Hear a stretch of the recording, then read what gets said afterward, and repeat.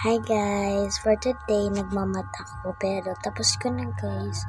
Alam ko namang hindi ako kasi may nagpabash sa akin na hindi raw ako maganda.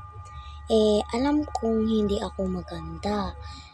Kasi yung nagpabash sa akin, hindi siya nagla-like, so subscribe, nagko-comments.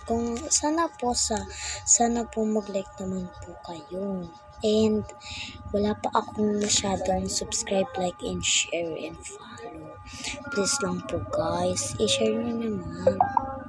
Kahit pangit ako, basta i-like nyo lang ako and share, follow, subscribe. Please lang po. And yung binibenta ko pong ganun, sige po, kuha po kayo.